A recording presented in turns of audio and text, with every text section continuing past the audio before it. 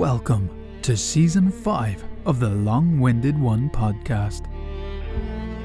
Listen as we showcase original work from top Royal Road authors read by professional voice actors.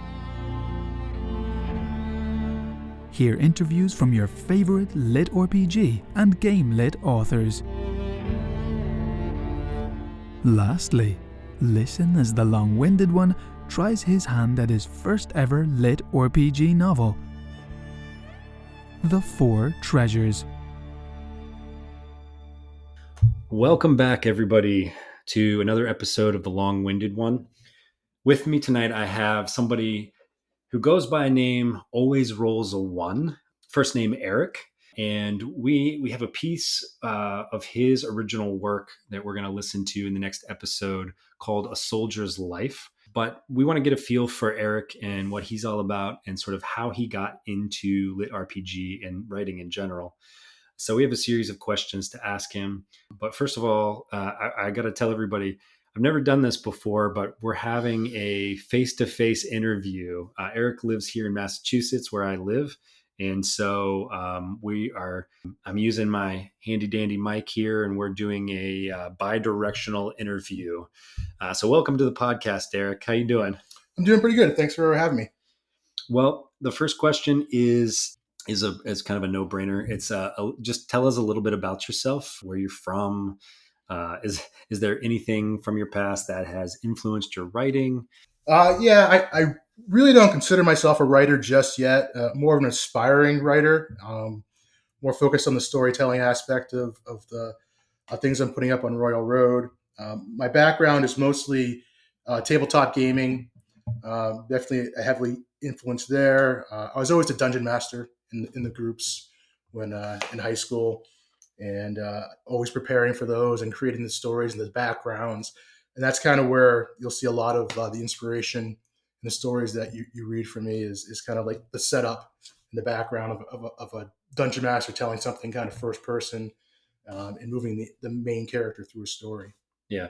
Well, I've been doing this now for 3 seasons, and my listeners have heard me say this before, but I think Dungeons and Dragons is one of the best things for developing a creative mind. I think I really got back into it probably about 10 years ago when I got on Roll20.net and started DMing again. So that brought me into reading the lit RPG books after that. Anything else you want to tell us about where you're from and what you're doing? And I'm not really doing much besides getting up every morning and taking the dogs for a walk and then spending from noon until probably about midnight writing. So. Oh wow, yeah. So you were mentioning before the interview that you try to get out a certain number of words each day. So I have 4 active stories that are going on right now, and I do 7 chapters a week. Some stories are about 2,000 words, some are a little over 3,000, so it comes out to about 2,500 words a day. Not as easy as it was when I first started, and it's just about trying to sketch out the chapter and then fill in the blanks. Yeah. Well, we'll ask more about those stories here in a little bit, I think. The next question I have for you is about the world of lit RPG and game lit. How did you come to the world of lit RPG? And did you have I know we talked, you used to listen to a lot of audiobooks. Did you have like a gateway writer that you listened to? It's probably the same that a lot of people had, because I think he was one of the first, but The Way of the Shaman, Vasily Manhenko. I think I read or listened to his first 2 books, and then there just was no more at that point in time. So then I just started to branch out and try to find what else I could. So yeah. How do you branch out? Did you find a narrator you like and say like, oh, I wonder if they've done any other lit RPG? Or I actually went to web novel and Books of World first, because I was a driver in college. So a lot of time in the car, I could just, next chapter, text to speech, and just keep listening to the serial web novels that they were putting out. And when you have, 2,000 chapters, it's easy just to keep going and going and going and going. Did you ever find yourself going to Reddit? Because I do that sometimes where I'm like, oh, let's see what other people are saying is like their top 10 lit RPG novels. Well, a lot of stuff I got off of line. The Azeroth Healer, The Wandering Inn, He Who Fights with Monsters was a big one. Sure. Beneath the Dragon Eye Moon. But usually I started on the serial web novels before I went to Kindle ebooks and started just consuming that stuff nonstop as well. Yeah. You're saying that now that you're writing full time, you have less time to read. Is that true? Yeah, I'm surprised because normally I would do a book or two a week, but now I just kind of feel the pressure of trying to keep up with the expectations of the readers, to keep getting chapters out. So where does that pressure come from? Is that a Royal Road pressure, or is that more of a Patreon? It's more of a Patreon. On Patreon, I have a scheduled release, so I'll have 2 chapters of this book, 2 chapters of this book, 2 chapters of this book, and 1 chapter of this book that I say I'm going to be putting out every week, and just trying to get to that and finish it. It's actually turned into a lot of management as well, because I'm going back and forth, just Scribble Hub and Royal Road, and answering questions of the readers, because you'll spend 2 or 3 hours a day doing that, answering questions just to keep in touch with the readers. Same thing on Patreon, where you're responding to the readers. All right. The next question is about Royal Road. How did you discover Royal Road?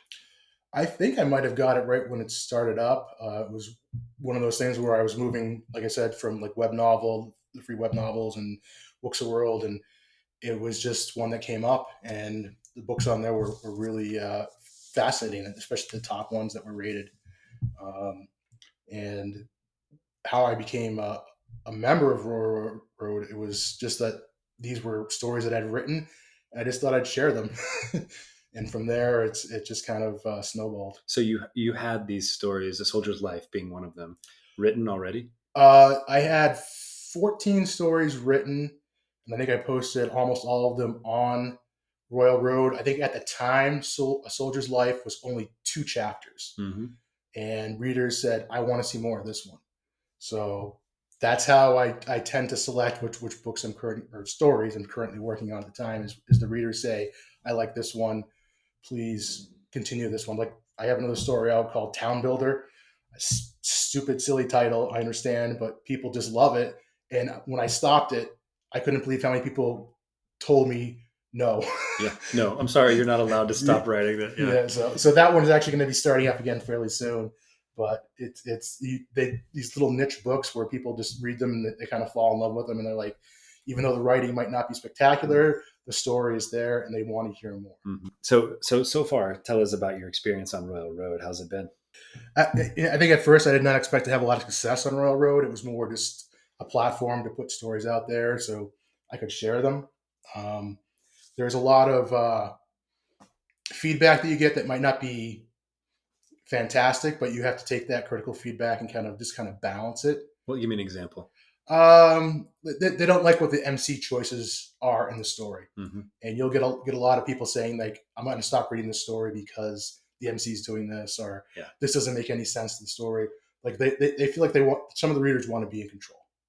I gotcha. And do you find yourself using feedback from the users in their next chapter's decisions? I usually end up going through 3 edits for each chapter. And so from Royal Road, I'll take what the readers say. If more than one reader is saying something, it's probably going to be altered a little bit and changed, hopefully clean it up.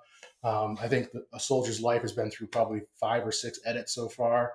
The early chapter, I know it's crazy, wow. But I do respond to the readers. I try not to give them too much weight, but I do feel like if they're reading it, they want to read it, and they have a vested interest in it, in the story. Sure.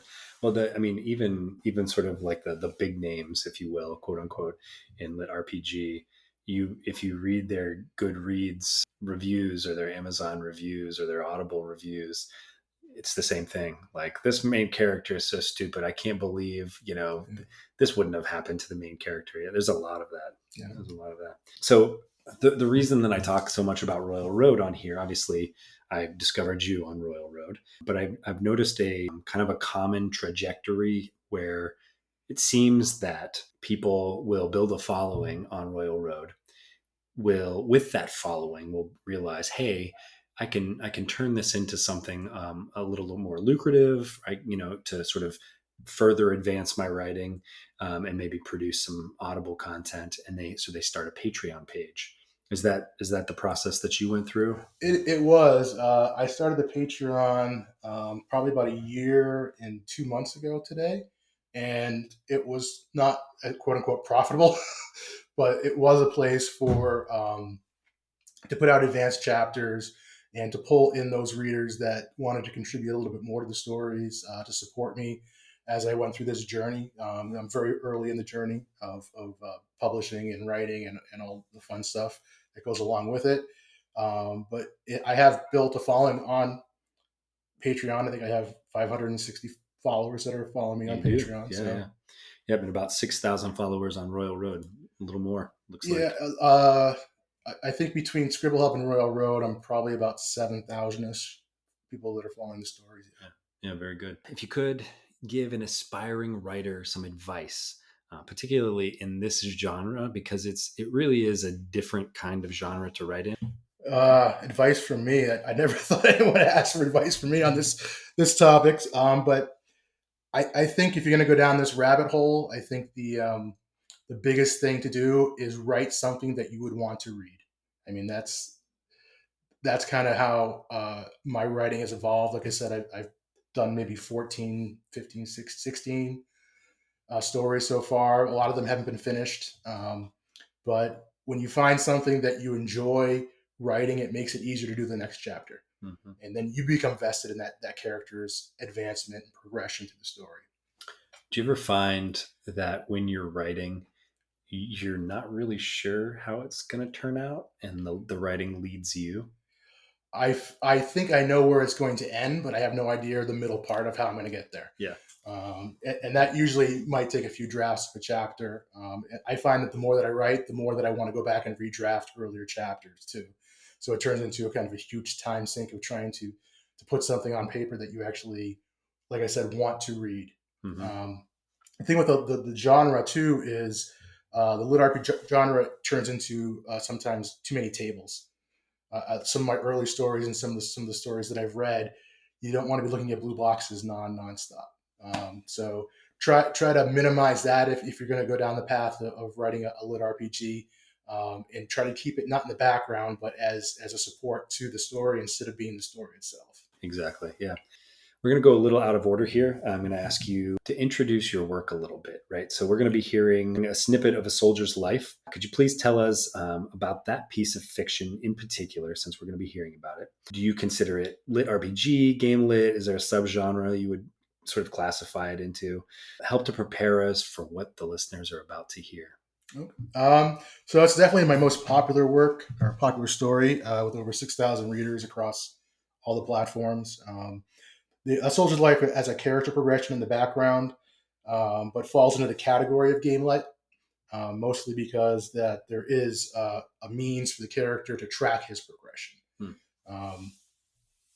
It's an Ezekiel story with the MC finds himself in a brutal fantasy world, and he's trying to survive and develop his powers in secret. So an Ezekiel story, is that portal fiction? Yeah. I think that's a Japanese terminology that they use. Sure. All right. Anything else you want to tell us with that question? So can you maybe set the scene for what? Sure. John Waters is going to be reading this. Very talented voice actor.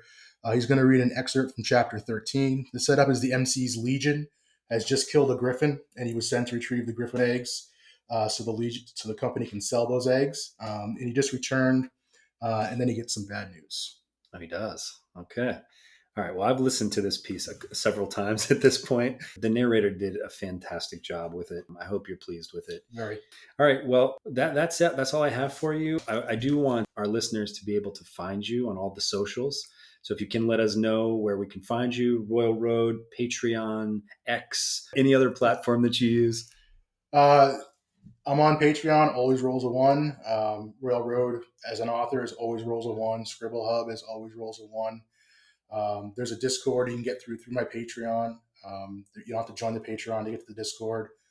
And it's mostly to comment on the current chapters of stories as they're posted. Awesome. Well, thank you for making the trek up here. It was nice to interview you. Thank you very much. Thank you for joining us down this lit RPG deep dive.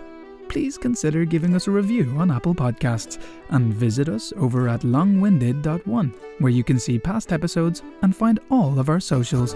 even our new Discord server. We hope you enjoy.